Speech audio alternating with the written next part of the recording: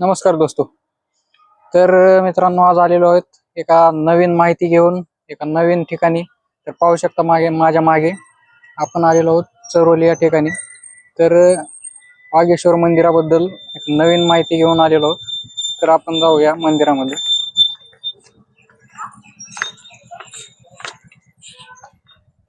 हे ठिकाणी का डोंगरावर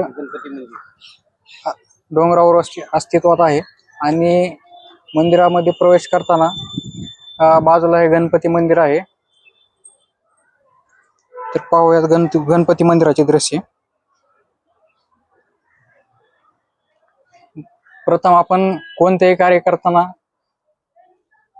गणपती बाप्पाचे दर्शन घेतो, गणपती बाप्पाची पूजा करतो. तर असेच आपण गणपती बाप्पाचे दर्शन घेऊया, जे की वागेश्वर मंदिराचे दर्शन करताना अतिशय पहिल्या स्थानी आहे. तर चला आपण वागेश्वर मंदिरामध्ये जाऊया. हे 12व्या शतकातील मंदिर असून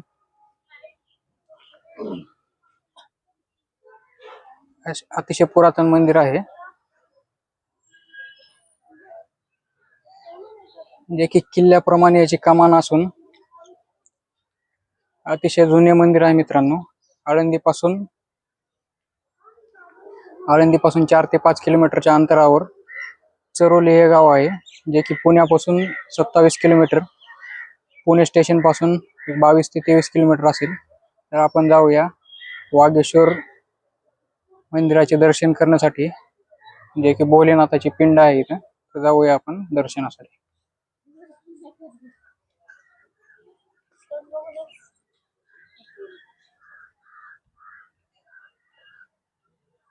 हे जे ठिकाण आहे अतिशय उंचावर आहे. पाहू शकता आपण मागलचा परिसर. अतिशय अमेझिंग दृश्य आहे. हे चरोली गावचे दृश्य आहे मित्रांनो.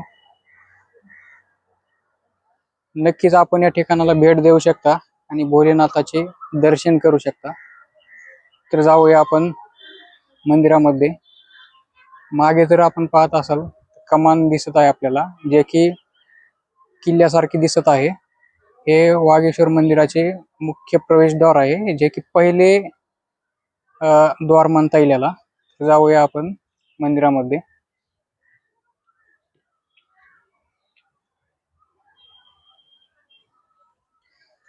मंदिरामध्ये येत असताना छत्रपती शिवाजी महाराजांची एक अश्वरूढ मूर्ती दिसत आहे, पुतळा दिसत आहे, जो की हातामध्ये तलवार घेऊन.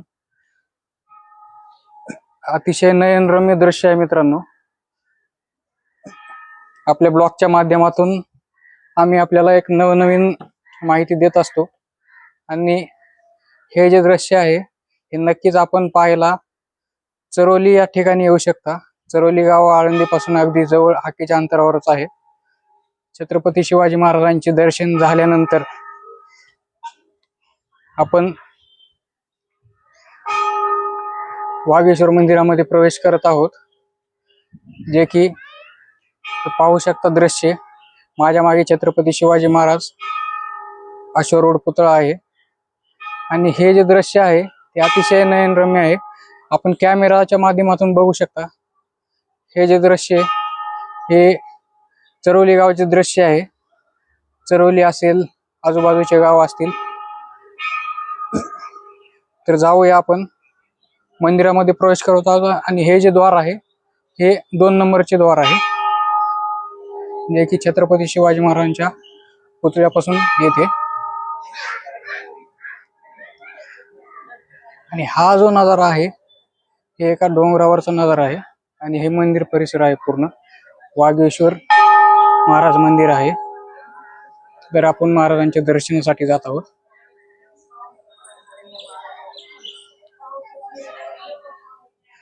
वागेश्वर मंदिर हे पुणे जिल्ह्यातून असून इथे पाहू शकता ह्या मंदिराचा परिसर. जिथे माझ्या मागे पाहू शकता वागेश्वर महाराज मंदिर, जे की भोलेनाथ भगवानांचं मंदिर आहे. इथे दररोज गर्दी असते. सकाळी एकदा आरती होते, संध्याकाळी एकदा आरती होते आणि दररोज आपल्या भगवान भोलेनाथांची पूजा होत असते. तर जाणून घेऊया आपण आणि मंदिराचे दर्शन करूया आणि आपल्या ब्लॉगच्या माध्यमातून आपण आपल्याला पण दर्शन करून देऊया.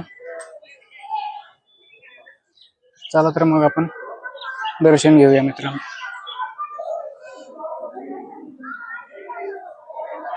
मंदिरामध्ये आल्यानंतर आपल्याला आजूबाजूला 2 हत्ती दिसतील, एक उजव्या बाजूला आणि एक डाव्या बाजूला, आणि समोरच एक त्रिशूळ दिसेल मित्रांनो, जो की अतिशय मोठा आहे. त्रिशूळाचे दर्शन केल्यानंतर आपल्याला नंदी दिसेल,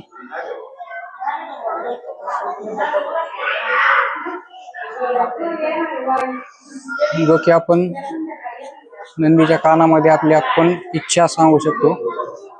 आपण आलेलो आहोत वागेश्वर मंदिरामध्ये. हाच तो नंदी आहे जो आपण वागेश्वराच्या मंदिरामध्ये आहे. तर आपण जाऊया मंदिराच्या मध्ये. तर हे श्री ग्रामदैवत आहे चरोली गावामधील श्री वागेश्वर महाराज मंदिर आहे. तर आपण जाऊया मंदिरामध्ये. हा जो फलक आहे हा मंदिराची माहिती सांगणारा फलक आहे. तर आपण पाहू शकता मंदिराची उभारणी कधी झाली, मंदिराचा जो इतिहास आहे त्या फलकाच्या माध्यमातून आपल्याला दिसतो. आणि आपण प्रवेश करत आहोत मंदिरामध्ये.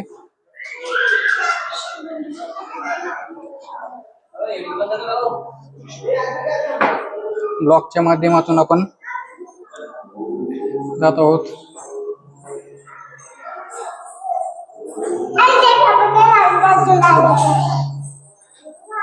आणि आपण हे पाहू शकता कोणत्याही मंदिरामध्ये जाताना पहिल्यांदा आपल्याला कासवाचे दर्शन होते आणि प्रथम आपण गणपती बाप्पाचे पण दर्शन करू शकता. जात आहोत मंदिरामध्ये. प्रथम आपल्याला गणपती बाप्पाचे दर्शन होते.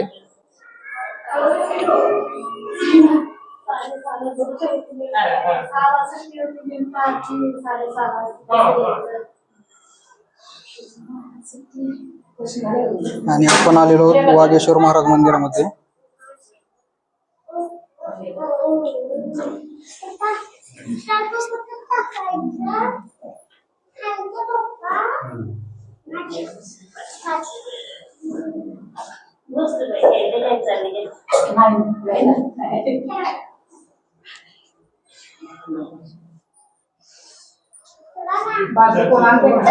चरोली गावातील हेच मंदिर आहे मित्रांनो.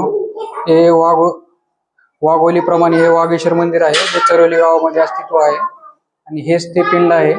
तर आपण आपल्या ब्लॉगच्या माध्यमातून लाईव्ह दर्शन करू शकता मित्रांनो.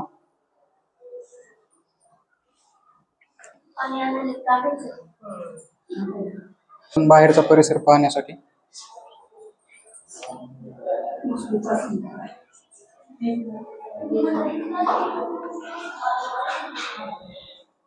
अतिशय गर्दीचे ठिकाण आहे आणि आपण बाहेरचा परिसर पाहू शकतो.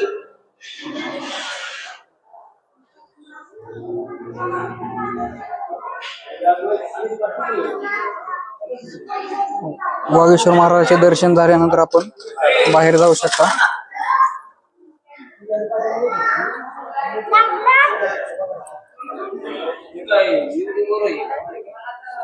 आणि दररोज या मंदिरामध्ये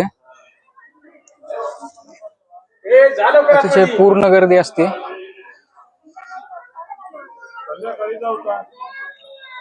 हे ठिकाण पाहण्यासाठी अतिशय महत्वाचे आहे आणि मंदिराचा इतिहास 1200 वर्षापूर्वीचा आहे मित्रांनो. आणि संत ज्ञानेश्वर महाराज स्वतः या मंदिरामध्ये अनुष्ठान केलेले आहेत आणि ज्ञानेश्वर महाराजांचे पादुका स्थान पण इथे आहे मित्रांनो. जे की आपल्याला माहिती नसेल तर आपण संत ज्ञानेश्वर महाराजांच्या पादुकाकडे जाऊया.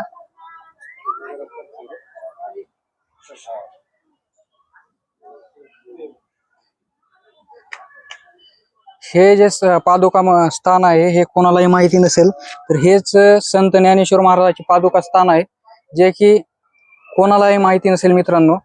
तर जे भाविक भक्त आहेत त्यांना माहिती होण्यासाठी आपण दाखवत आहोत. हे संत ज्ञानेश्वर महाराज यांचे पादुका स्थान आहे. जे संत ज्ञानेश्वर महाराज आपल्या हयातीमध्ये या मंदिरामध्ये येत होते आणि या मंदिरामध्ये अनुष्ठाने करत असे, महादेवाची दर्शन घेण्यासाठी येत असे. तर हे जे पादुका स्थान आहे ते संत ज्ञानेश्वर महाराजांचेच पादुका स्थान आहे. तर हे माहिती होण्यासाठी आपल्याला आपल्या ब्लॉगच्या माध्यमातून आम्ही पूर्ण माहिती देत आहोत.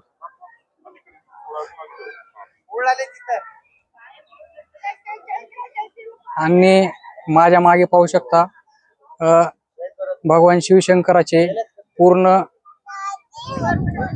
जो परिवार आहे, काल भैरवनाथ असतील, गणपती बाप्पा असतील, नंतर नंदी असेल, नारद मुनी असतील, तर हे पूर्ण परिवार हा इथे एक अस्तित्व निर्माण केलेलं आहे. जे की लाइटिंग असेल, कॅमेरा, पाणी असेल, तर हे अतिशय निसर्गरम्य ठिकाण आहे मित्रांनो. तर आपण पूर्ण परिसर पाहू शकता. तर आपण मंदिराचा पूर्ण परिसर दाखवू. 27 किलोमीटर, पिंपरी 18 किलोमीटर. हे जे ठिकाण आहे जे पुण्यापासून 27 किलोमीटर आहे आणि पिंपरी चिंचवड पासून 28 किलोमीटर आहे, 18 किलोमीटर आहे. आणि ह्या ठिकाणावर येण्यासाठी आळंदीहून चरोली PMT बस आहे, पुण्यावरून पण चरोलीची PMT बस आहे. आणि हे ठिकाणी येण्यासाठी आपल्याला अतिशय निसर्गरम्य वातावरण आहे. तर आपण मंदिराचा पूर्ण परिसर पाहूयात. जात आहोत बाहेर.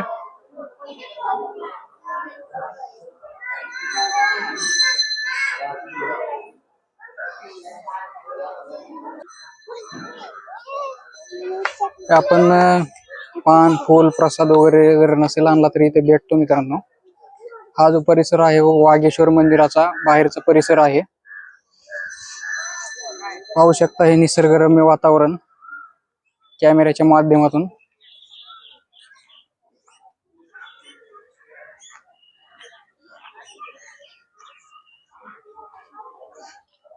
मंदिराचा शिखर पाहू शकता, जो की अतिशय निसर्गरम्य वातावरण आहे. तर आपण जात आहोत मंदिराच्या परिसरामध्ये, जो की चरोली गावामध्ये हे मंदिर असून भगवान भोलेनाथांचे वास्तव्य आहे. आणि या मंदिराचा इतिहास असा आहे की जेव्हा हे मंदिराचं मूळ स्थान आहे पवना डॅम मध्ये, आणि पवना डॅम मध्ये वागेश्वरवाडी म्हणून गाव अस्तित्वात होते.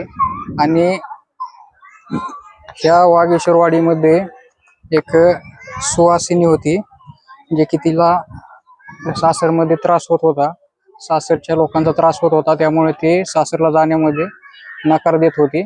तर तिने तिच्या घरच्यांना सांगितले. तिला भाऊ नव्हता, तर